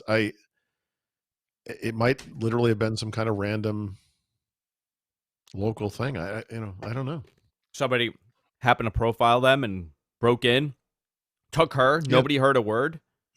Yep. Um, Well, I mean, you have little kids. Kids go down hard. I mean, yeah, I know it sounds weird, but I don't know. Yeah, it's I terrible. find this. I find the story in a sad way. Okay, Yeah, in a sad yeah, way. I really hope that the narrative is that there was an accident and she died somehow, yeah. and she wasn't taken into the Oh my possible god, I worst know. case Yeah, scenario. of course. Yeah, You yeah, know, yeah, like, yeah. and No it's way to know. Like, it's bizarre to say yeah, that, I but know. in Yep. a weird way, the best case scenario is that there was some sort of accident and she died, and the parents maybe tried to cover up or whatever. Oh, I I see. don't, Oh, I see. Interesting. like, No, I don't want to. I don't. I don't think that's what it was. But But fascinating. I mean, just everything about the investigation that was yep, botched was yep. terrible. Oh yeah, Uh, the local people were terrible. Listen, unless somebody It's writes a terrible. book, we'll never find out what happened. There's all this I mean, stuff, that's the dude. If reality. you study any like all the famous serial killers, these guys by and large got away with what they were doing because we didn't have the techniques and the forensics and the science that we have today. Like there are a lot of people that are really famous, like Ted Bundy. Like that guy never could do what he did then now. Like it Yeah, just never would have happened. A lot of crime in the past depended on um incompetent. well, in law Or, enforcement not talking to other law enforcement. Like I just listened to an audiobook about the I think I know the name of it. The Zodiac Killer, and it's still technically unsolved. I think everyone actually knows exactly who it is, but at the time, like he committed some crimes in a place called Vallejo. He committed some in San Francisco. He was down, I think, in the Los Angeles area. Like he moved around, and those guys refused to talk to each other. Like that was just the culture of law enforcement at the time. And if it was today, they would have known immediately, like that this crime matches a crime that just happened in this other jurisdiction, and they would have been on it. And that guy never would have gotten away with it. listen, here's the other thing, right? The Zodiac Killer. We don't know who it was. We still don't know. Well, we probably we probably Do do. we? You know No, what? but do we know? You know what the most what's that? Do we know who it Yeah, I think was? so. Yeah, I think so. So there was a David Fincher movie called Zodiac, which is actually a pretty long movie. It's got a lot of good actors in it. It's pretty well done. Um, and that I rewatched that, and it caused me to go back and read the book. It was written by one of the guys in the movie who was a cartoonist who worked at the San Francisco Chronicle. Sounds ludicrous, like a cartoonist, but he was involved in the newsroom every day, and the guy was sending them letters and stuff, and he was the guy who sent those coded letters. So the thing that's Yeah. not in the movie, which should be, because this guy it's actually pretty incredible. And again, this is kind of pre-modern forensics. They discounted a lot of people from writing because this guy wrote these coded messages. But what this guy figured out was that he was projecting the image of what he wanted to write on the paper, and then he was tracing it. And the Oh, reason the wow. writing samples never matched up is because this guy wasn't using his own handwriting. He was tracing it.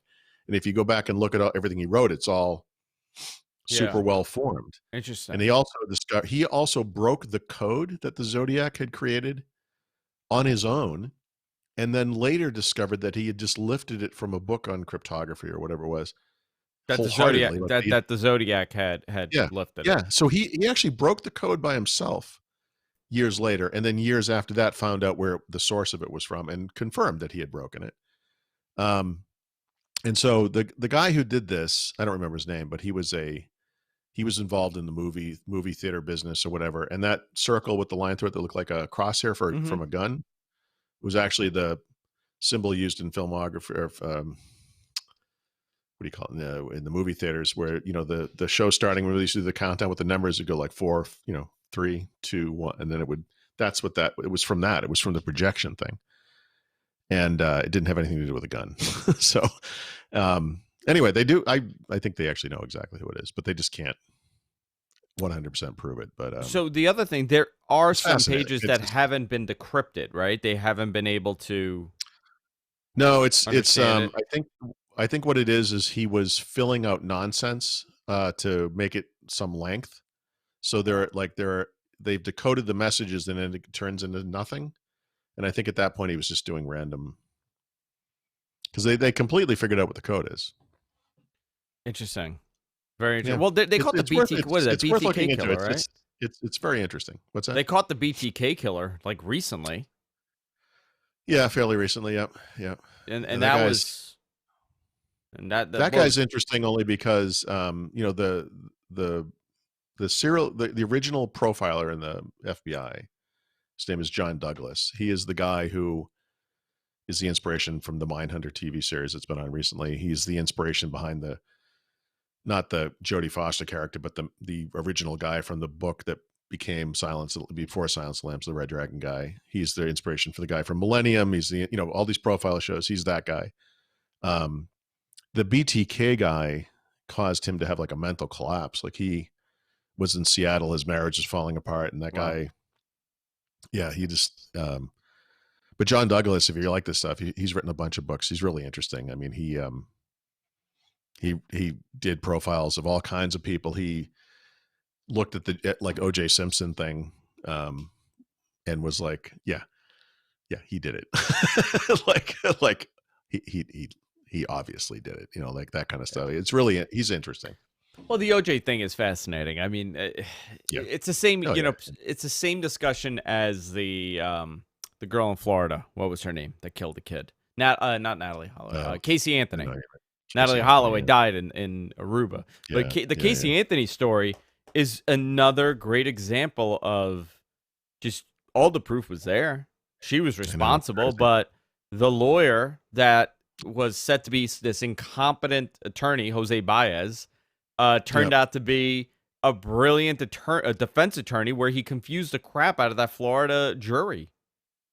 Which isn't hard to do, but I was going to say, I assume that wasn't still like kind of a low bar, but yeah, those cases are interesting because they're the exceptions. I mean, most of the time, you get these guys get caught. Scott Peterson, whoever. It's like, yeah, like it's pretty obvious. Like, I think, like, listen, Queens was affected by Summer of Sam, so like everybody in the neighborhood, like my parents' age, your age, I guess, Paul. They all talk about Summer of Sam because he killed somebody right by us here. Yeah, and he wasn't particularly prolific, but he terrorized the area. He was, like the DC snipers were kind of like that. I mean, they killed a bunch of people, but I mean, they terrorized an entire area. He said that the dog told him to do it, right? He made that. I mean, but wasn't that the Son of Sam stuff? Because he was just trying to fool with the cops. But the dog was talking to him. Yeah, he said the dog told him to do and they caught him on a traffic ticket, and they caught him on a ticket. And that's how they caught him. Well, that's how Ted Bundy got caught too. Same thing. Yeah. I think he had like a rear light out, Yeah. The other, who was the one that had the boy run out and the cop? Jeffrey Dahmer. He had the kid run out, and he convinced the cops that it was a domestic issue, and they're like, all right, deal with it on your own. Yeah, these two lovers. So well. He was a drunk. He was like 15 years old. He was this black kid. He was like 14, 15 years old. He was high on whatever medication he gave him, drugs he gave him. And the cops are He like, yeah, just wasn't. take your He wasn't underage messy. black kid. It was more of a problem over what was going to be eaten for dinner. Yeah. You know. Next thing Yeah. you know, his femurs in the freezer. Yeah. Just crazy. I mean, again, you're right. There's a reason why we don't hear about these anymore. You know. Well, I mean, it's still. Like the DC sniper thing, for example, fairly recent event. This was right after 9/11, right? Right? Yeah, right after 9/11. Um, that that case is crazy because that guy, what he was going to do, what he wanted to do was kill his ex-wife because she had taken the kids away from Oh, him. is that what the DC sniper was? Yeah. So what I they didn't know did that. was, yeah, what they were going to do was kill like 50 people, and she would just be one of them. And the idea was, well, they'll never trace it back to, to us, to me. It was him, two people, but I mean, to the Yeah. guy, John Muhammad or whatever. Because, she'll just be one of many people who were killed. And that was the stupid plan. But the thing that, I mean, there's a lot of interesting things about Did that he one. end up But killing her? Did she die? no, no, she's still around. She's like I think she's like a victim's right advocate Oh, now. But Jesus. no, I mean, but they actually, it's like the DC snipers, they call them. I mean, a lot of people will call them like the Beltway snipers because it wasn't just DC. But actually, they killed people all over the country. They killed people down south. They killed people out, I think, in Arizona. They later like came to understand like these guys had done way more than than what we originally thought. And they no, they killed a bunch. I mean, that's fairly modern. Mm. They got away with that for maybe longer than they should have. The other one was the Gilgo Beach Killer in Long What's that? Island. So this was a thing they said it spanned from 96 to 2010 and possibly, I think, like 2013. They called it the Long Island Serial Killer, the Gilgo Beach Killer, or the Craigslist Ripper. Those were the names it I've went never heard by. of this. Okay. So there were a bunch of prostitutes, pretty much escorts, that were found dead in a Yeah. very short span of beach in Long Island, in Suffolk County.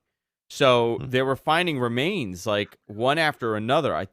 They said it was possible that it was 10 people. And it was so bizarre that there were other bodies that they found that had nothing to do with this killing Oh, jeez. in the same area. So apparently this is what you do. You kill people. It's like a John Gotti thing or something. No, it's a lone, it's No, I mean, the other bodies. the other It's like bodies, yeah, that's a mob hit, coming across obviously. mob killings or something. Yeah. But there were multiple suspects to this, but Yeah. there's been no arrests. Obviously, there's a couple people that they talk about, but essentially, Did they ever talk to your brother about this? you know what? Intern Deacon may be responsible. Yeah. Where's your brother on the night of On the night of July that? I don't know. Yeah. And you never know where he is. He comes and goes Yeah. all the time. You never know what he's up Yeah, to. it's suspicious. My brother's a psychopath, right? On social Yeah. media. Yeah, he's like a sick person. He's nuts. He's really intern Deacon. The egg obsession is bizarre to me. Mhm. The egg thing is bizarre. Him. Oh, he posted a really cool car. I just looked at this. I He always posted a think really of cool that car. time he posted a picture of him opening his wallet and there was a chicken McNugget The inside. chicken nuggets, yeah. Yeah, that's pretty normal. That's a normal thing for him to do. I thought that was good. He hates Jerry Seinfeld but loves King of the Hill. Jesus Christ. Uh, Oh boy. he's just loves eggs. Constantly writes "you want egg" to people. I don't know why. Randomly, just finds random people and writes "you want egg." No idea why. He's just a bizarre little dude.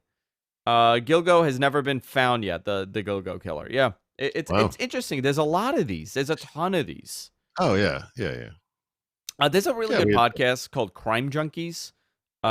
It's Oh. Ashley Flowers and I forgot the other one. She goes by Britt. Those two Actually. do a very good podcast. I mean, it's a really good true crime podcast that I really applaud So- them on. The one of the ones I listened to is called American Scandal, Mm-hmm. and it's That's a good one. fantastic. And I think the current story they're doing is Waco, which is really interesting. I'm just trying to bring it up here. Sorry. You know, the and Waco then story is tremendous because Yeah. Yep. I gotta go back and read it, but This is I what I was went down this rabbit hole a while ago with the Waco stuff. The actions that the federal government took may be a little excessive. There was a weird thing there in the 90s where like Ruby Ridge happened, Yeah, Waco. yeah. Yeah, I can't quite explain that. Yeah. You know, Sorry, but burning before I women and forget. children and running a tank through the side of a building. Yeah. Yeah. Maybe a little excessive. Maybe we could have figured out a different So way. there's a podcast series called Monster, and so they Okay. did the most recent one they just I think are finishing up now is the DC sniper thing. They did the Atlanta child murders, and they did what was the second, the Well, middle one? I don't Ruby remember. Ridge, it was all a lot of the blame was put on Jan Arena, right? With Ruby Ridge and Waco. Well, that would be Waco too. Yeah, yeah, Yeah. yeah. I mean, I don't know enough about it to say, but yeah, it is interesting that for some reason, yeah, and of course, in the this is like all pre 9/11, the Oklahoma bombing, right? We just passed the Yeah. anniversary of that. Is another example of like homegrown terrorism, and I think those three things are sort of semi related. And Well, then we had the who was it? We had the obviously we had what about Waco. We the had death cult? Remember those guys with the white sneakers? yeah, we had the death cult. We had what Ted Kaczynski was a Oh, Unabomber, right? the Unabomber, of course. Yeah, Ted I just watched Kaczynski. a documentary about that actually. How is That that? guy, I gotta watch it. it's really good. Is it? And geez, you may never get the chance anymore. But if you were able to get to DC and go to the museum, which is a private museum, not part of the Smithsonian, that is falling apart financially, unfortunately. Among the many awesome things that they have inside of that building is his cabin from Montana. Like they actually have the cabin. Like they had one of the spires from the World Trade Center. They've got Daniel Pearl's laptop. They've, it's Wow. yeah, it's unbelievable. That's a great museum. If you ever have a chance to go to a museum again, and it's still open, you should go check this place out before it closes. It's if it's not too late. So It's somebody incredible. wrote in the chat. They said, why did Waco happen? What did they do? It had to do with David Koresh. He was Yeah. a Well, yeah. Davidian. What was it? Davidian Seventh Day Branch Davidian. Vantis. Yeah, he took over that group and they stockpiled weapons, and I don't remember the impetus of it. I'm just started listening to the series on the show, so the way that they've been telling the story so far is there's an FBI informant who was basically spying on them and had convinced him they were part of a local college or something, and yeah, but there was this one. I'm just at the beginning, so like basically there's a column of trucks coming down the highway, and so he got a phone call, and they were prepared when they arrived. Yeah. Well, he was doing. I think he was on a radio. He called into a radio station initially when they barged in. I don't know the whole Ruby Ridge thing as much as I know about the Yeah. Waco situation, because David Koresh was as a character, it was interesting to kind of read about how this guy kind of came in Yeah. and took Oh, over yeah, the yeah. whole thing. Yep. But it really was a war between the federal government and him and the group. But the other thing is, listen, I'm not. This guy was a villain. He wasn't a Oh, very yeah. nice man. When we talk Well, about David Koresh, he was having underage sex with girls. He was Every woman in that place, impregnating them. including somewhere with children. Like, Yeah, I mean, yeah. He was he impregnating was underage kids, he underage was women, terrible. I should say. Yep. But it's fascinating, and the '90s were really weird with that stuff. Yeah. The cults and all of it, and I'm curious if information has kind of allowed us to not fall for a lot of that stuff. But Dude, I mean, this is a little. I don't want to stoke your natural conspiracy theory feelings, but part of it might have been that the 20th century was coming to a close, and everyone thought the apocalypse was happening on. it's quite possible. Yeah. Yeah. I'm sure that was A part. I'm lot of sure that people was. thought. Listen, I know it's a joke now. That it's almost Yeah. like a joke, the whole Y2K thing. But Yep. for people who are old enough, they will remember friends, relatives that really got not unhinged, but a little paranoid and weird. I'll give you a great example. When you went into a computer store, what did every computer have on the box? Yeah, Y2K. Y2K ready. Y2K Yeah, ready well, everywhere. remember, the problem was like we have all these interconnected financial systems and whatever, and all of the software was written with the 2-digit date format, the 4-digit date format, and ultimately, even like the experts were like, we actually don't know what's going to happen. Like we're going to flip the switch on this thing. And is half of our computer system going to believe that it's 1900 now and not 2000? Like we really don't know. And then it was, there were some little problems or whatever, but planes weren't falling out of the sky, and the markets didn't crash, and month, day, year. Yeah. A lot of people thought it was going to happen, and then you had the other side that thought it was the end of the world, the apocalypse, the rapture was going to happen. Of course. We were going to float away. It's the height of selfishness to assume that, that you are one of the people that will be chosen to go to heaven, and that will happen during your lifetime. That like somehow this continuity of history has occurred, but once you're here, this is when and where it's going to happen. You want to know when I got really like fucking weird about the whole like these like bizarre conspiracy theories, and not that I believe these things. I find, and we spoke about it, I find them fascinating. When I was a kid, probably I want to say 4, my father was lent a Nostradamus VHS. Right. And it was all of Nostradamus's predictions. And I believe it was hosted. Oh God, who hosted this? It's going to be someone like Peter Graves or Leonard Nimoy. It's going to be like one of those classic guys. Oh, it was a classic guy. I want to say it was. Oh, who was it? God damn it! It's gonna drive me nuts. It wasn't HG. It wasn't Orson Welles. Maybe hosted it. I could, yeah, maybe. Sure. Yes, it was. The Man Who Saw Tomorrow. That's the one. Holy moly! He wasn't busy chugging Gallo wine. Oh, the French champagne. That's the best one. When he's drunk during the champagne read. The Man Who Saw Tomorrow. My God, how did I pull this out of my mind? Nostradamus is nonsense. It's just nonsense. Paul, listen, you know this. A 4-year-old version of me or a 5-year-old version of me did not know this. A lot of people think this is real now, and who are adults. I mean, it's nonsense. The Man Who Saw Tomorrow. It was hosted. It was directed. Written by Robert, whatever. Orson Welles was a narrator and he starred in it. Okay. First of all, Orson Welles could sell me anything. Let's begin with that. This man could sell anything. 2, my God, I cannot believe that I remember that. That's such a bizarre memory to kind of pull back. I can't remember what I ate yesterday, but I know that Orson Welles hosted this thing that I saw once.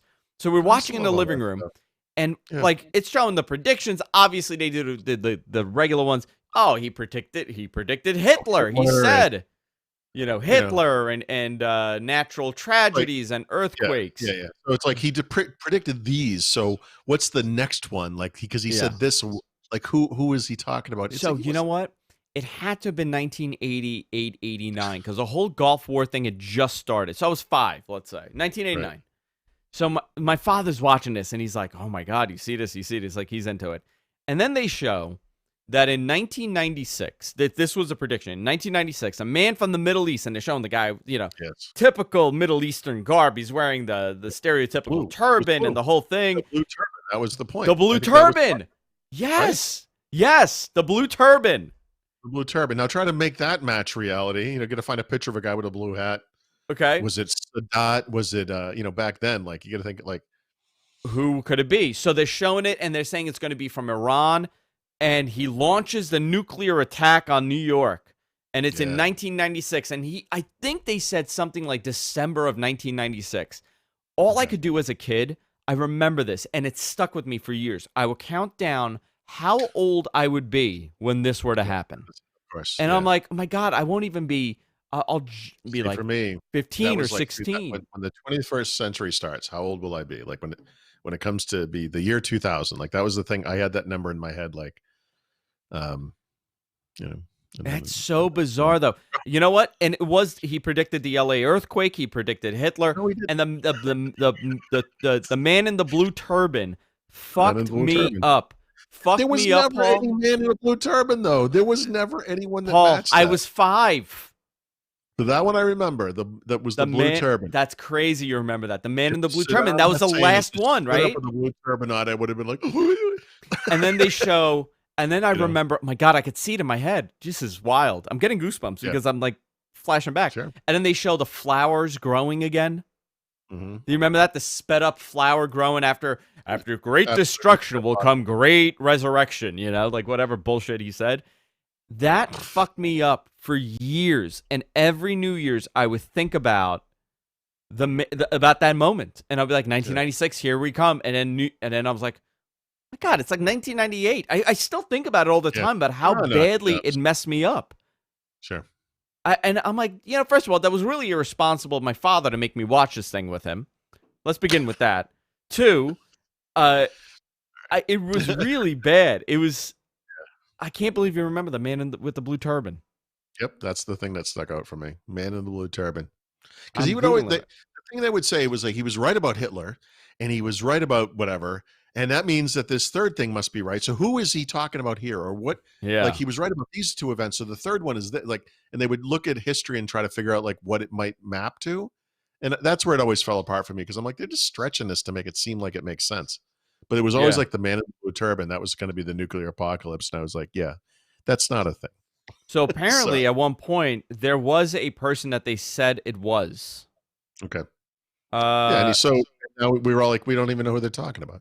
oh God, who Idi was it? Amin. Who could it have been? I You know, mean, listen, we've been at war with everybody, so who knows? Who's the man what's in the his name? blue turban? Gaddafi. It could have been. Well, this was someone from Iran. It was like Ayatollah Khomeini. One of the Uh, it could be any Ayatollah. The yeah, man, but I yeah, mean, the there's only man who a saw couple. tomorrow. This is great. I do want to see this again. Just I can because tell you, Orson Welles is hosting it. yeah. And then it's what's going to happen is you're going to be like, this does not hold up. Like this is not. Yeah, This doesn't make that's sense. phenomenal. That guy was like, just getting a paycheck here. You How know, many Nostradamuses are there today? Just everywhere, everywhere. There's so many Nostradamuses everywhere. I'm reader half a mile from here. You could go over there and ask him about the blue turban. Mystics and but how many of them were at that point? How many people were mystics and alchemists and Sure. whatever the hell they call themselves. It's Yeah. fascinating, but his story is even more interesting because it was the Queen of France, I think, that was really believing him, was into him. I don't know. And he would come and say some bullshit, and then she'd be like, "Oh my God, he's so right. He predicted everything." He's just a common Yeah, charlatan, he really. was. Yeah, listen, it still goes on. Sure. Look at TV. There's a tornado warning for Bayside right now. Yeah, except So you're not saying it right. You don't these tornado. days. You don't report a no. I don't mean like that. I mean, you don't report a tornado by saying, you might have a tornado in Bayside. What you say is millions threatened by tornado Yeah, in New York area. Like you have to over dramatize it. that this is all we need is a freaking tornado now. That's Sure. that's excellent. All right, before this thing possibly hits, let me get off the air. All right, guys, thank you. I'll see you all next time. Yeah, we got a tornado warning. Let's see what the hell they're saying. Yeah, we had some thunder happening while we were doing this. Special marine warning also in effect. Hmm. Actions required, blah, blah, blah. All right, Paul. Thank you. Oh, hold on. I need a screenshot of you. Of me? Yep. For the, Hmm. all right. Look pretty for me. Smile with your eyes. Let's do one more. More smiling with your eyes. One more smize.